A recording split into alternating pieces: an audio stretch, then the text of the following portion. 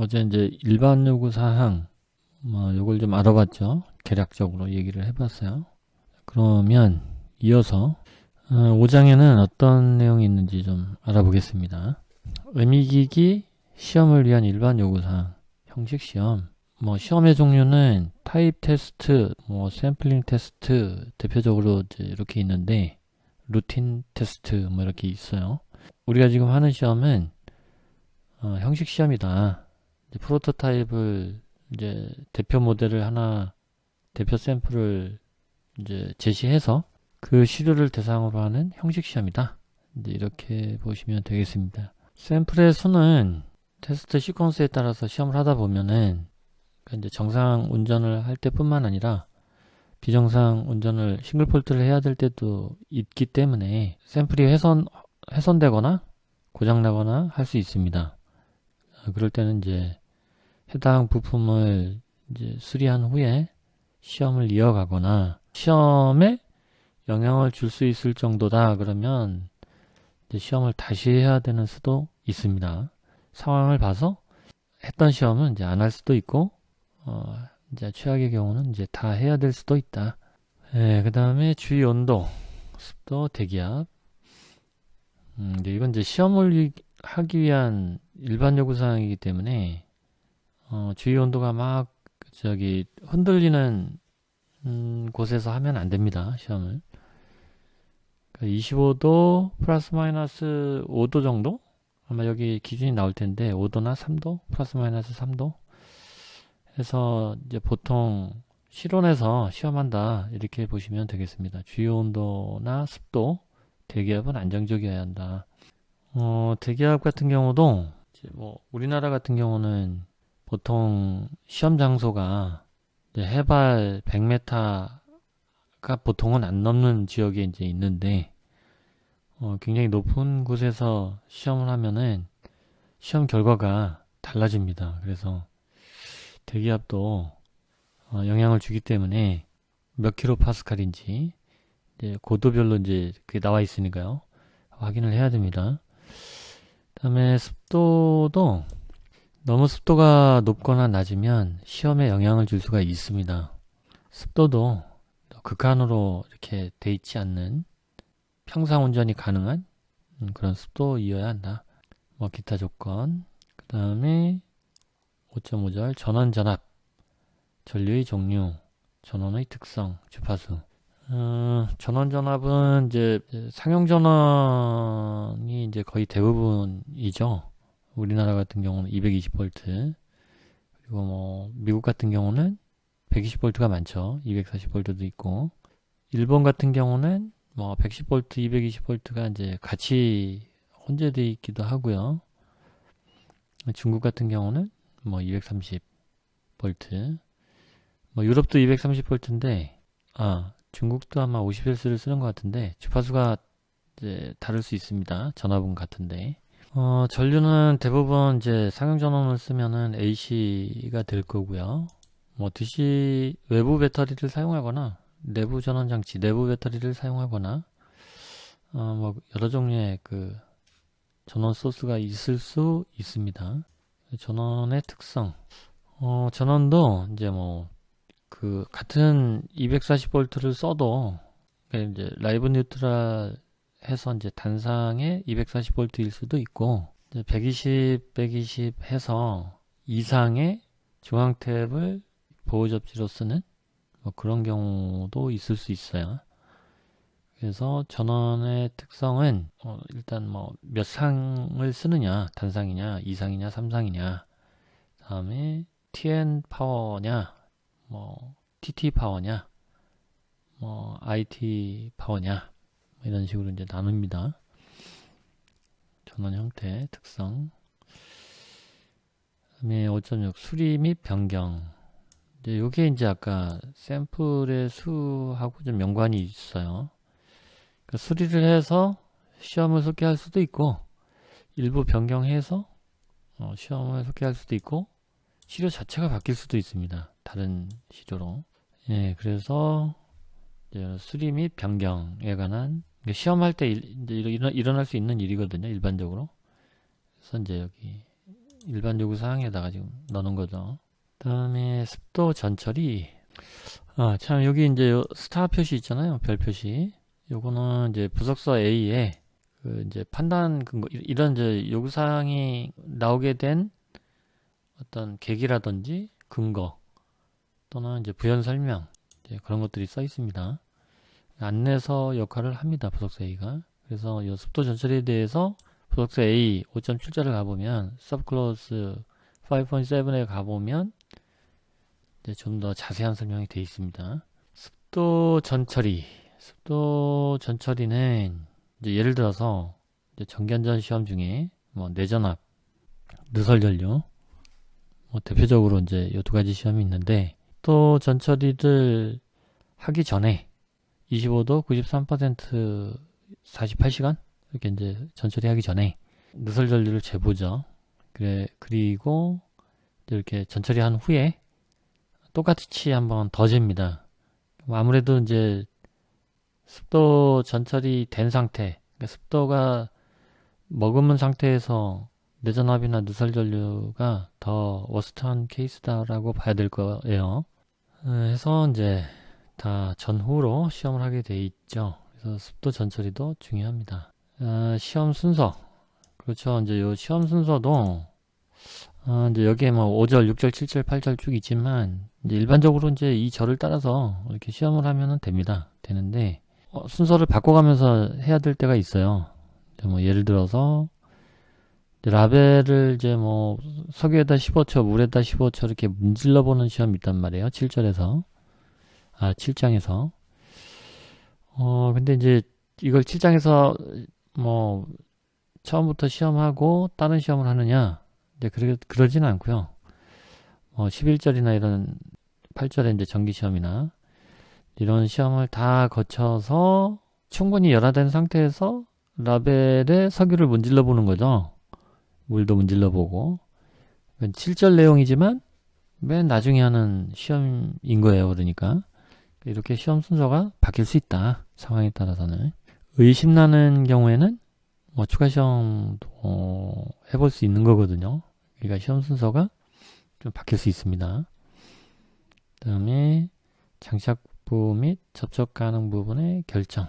장착부는 이제 어플라이드 파트는 일단 에너지를 전달할 목적으로 이제 장착부가 있는 거니까요. 보통은 이제 핸드피스 형태로 장착부가 만들어지죠. 핸드피스들이 대부분 환자와 접촉하는 장착부다. 이렇게 보시면 될 것 같고요. 또 접촉 가능한 부분은 환자가 이제 손을 뻗거나 신체를 이렇게 발을 뻗거나 했을 때 닿을 정도? 그러니까 한 1m 정도로 보통 봐요. 그러니까 거기에 이제 제품이 놓여 있을 가능성이 있으면 접촉 가능한 부분으로 봐야 된다. 부속서 A에도 아마 그렇게 설명이 돼 있을 겁니다. 5절은 이제 시험을 위한 일반 요구사항이 되겠습니다. 그러니까 이제 5.9절도 이런 걸 미리 정해놔야 환자 기준을 적용할지 아니면 사용자 기준을 적용할지 판단을 해야 되겠죠. 시험하면서. 이제 이런 환경이나 이런 것도 마찬가지고요. 6장까지 좀 말씀을 드리자면 애미기기의 어떤 분류? 클래시피케이션인데요. 제품마다 분류에 따라서 시험 방법들이 많이 좀 갈려요. 고정형 애미기기 경우에는 뭐 들고 다니는 게 아니기 때문에 뭐 떨어뜨리는 시험 같은 거는 사실상 없다고 봐야죠. 정기적 충격에 대한 보호. 이제 정기적인 충격은 이제 감전이 되겠죠. 그래서 이제 뭐 클래스 1 1종, 클래스 2 2종 이렇게 구분을 합니다. 기본적으로는. 그래서 클래스 1은 보호 접지가 이제 반드시 있어야 되는 거고요. 클래스 2는 보호 접지는 없죠. 있으면 안 되고요. 2번 더블 인슐레이션 또는 강화절연, reinforced insulation이 되어 있어야 돼요. 사람이 닿는 부위는 충전부로부터 2번 절연이 되어 있어야 한다. 이렇게 일단 생각하시면 돼요. 아니면 그 2번에 상응하는 강화절연이 되어 있어야 한다. 그러니까 우리가 이제 뭐 전기 코드 같은 경우도 탈피를 해보면 외장 자켓에 해당하는 외장 그 PVC 이제 외장이 있고, 그 다음에 안에 카파 컨덕터를 절연하는 안쪽에 그 내피가 있죠. 예.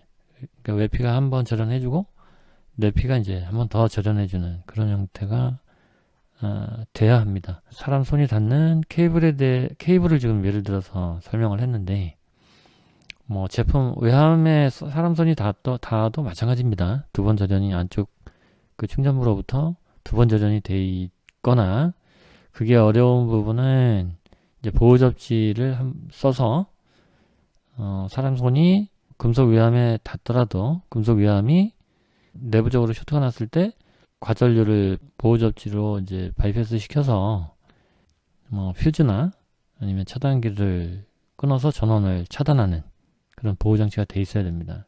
보호 접지가 쇼트가 되면은 과전류가 흐를 때는 뭐 위험 전압까지 올라가지는 않습니다. 보통 10V 내외 정도입니다. 문제는 뭐냐면 전압에 의한 감전은 없지만 과전류에 의한 화재가 발생한단 말이죠. 그거 문제 여전히 위험한 거니까 전류 퓨즈나 차단기로 전원을 끊어줘야 된다. 이렇게 생각하시면 될 것 같아요. 그래서 정기적인 충격에 대한 보호. 그 다음에 6.3절은 물 또는 밀자 물질이 유해한 침해에 대한 보호. 강제로 이제 해당되면은 인용된 규격을 적용해야 돼요. 그 요구사항 시험방법 판정 기준을. 물 또는 밀입자 물질 유해에 대한 침해에 대한 보호. 여기는 이제 6.3절에 이제 직접 뭐 요구사항이나 이제 뭐 시험방법 판정 기준이 구체적으로 여기 나와 있는 건 아니고요. 여기 그냥 요구사항을 짧게 이제 써놓고 이제 IC 60529라는 규격을 인용을 합니다. 그러면 IC 60529 가서 이제 울보 등급에 따른 시험 방법, 네, 분진, 여기서는 밀입자 물질이라고 했는데 분진에 대한 방진이죠. 방진에 대한 등급에 맞는 시험 방법, 요거를 이제 장비를 이용을 해서 시험을 해서 판정을 해야 됩니다. 적합한지. 그러니까 뭐 결국은 뭐 물이나 먼지가 샜냐 뭐 그런 걸 보겠죠. 다만 이제 물보호 등급을 할 때는 뭐 이렇게 뿌리는 정도에서 담그는 것까지 다양한 레벨의 물 보호 등급이 있고 그거에 따른 시험 방법들이 있단 말이죠.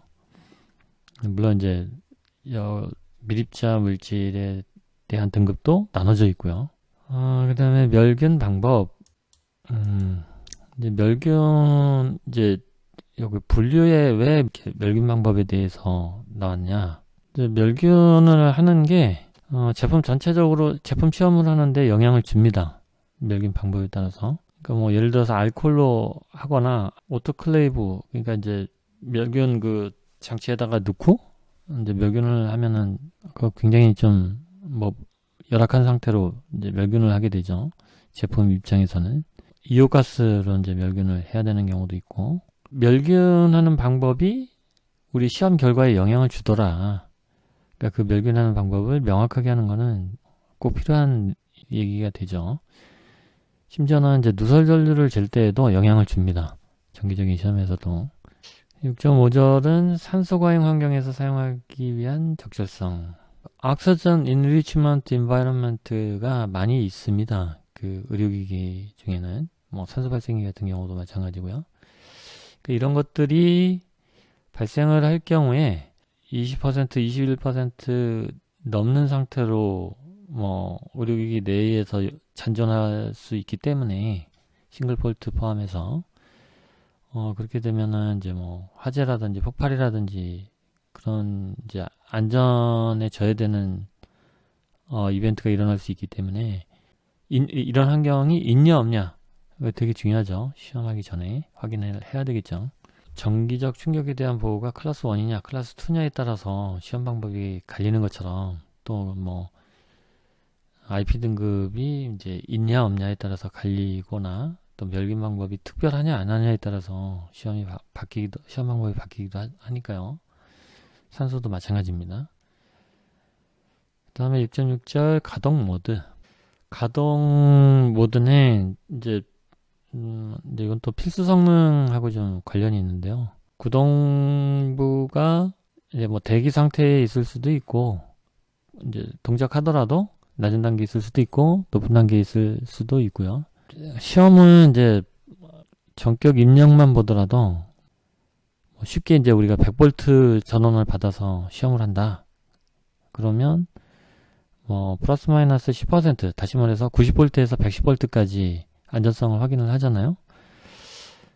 가동 모드도 이게 이제 예를 들어서 이제 뭐 막 움직이는 거라고 치면은 저속 모드도 있고 고속 모드도 있을 거예요. 그럼 저속 모드일 때 위험할 수도 있고 고속 모드일 때 위험할 수도 있습니다. 뭐 예를 들어서 모터가 천천히 돌면은 안 위험할 것 같지만 천천히 돌면 그러면 그쪽이 그러니까 모터 쪽이야 이제 뭐 괜찮겠지만 열받는 경우들이 있어요.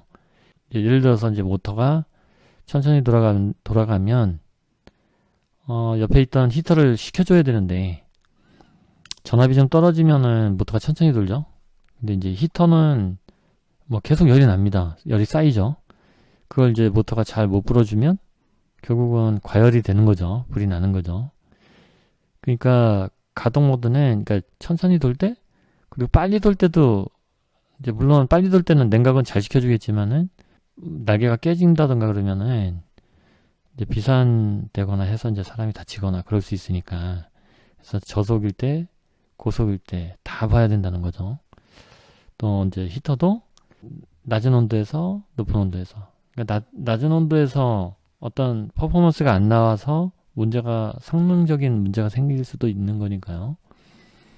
그래서 가동 모드는 항상 민맥스를 고려해서 그리고 모든 가동 모드를 고려해서 또 이제 뭐 동시 동작이 가능한지 그런 거 다 감안해서 가장 워스트 케이스를 찾아서 이제 동작을 시켜야 되겠죠.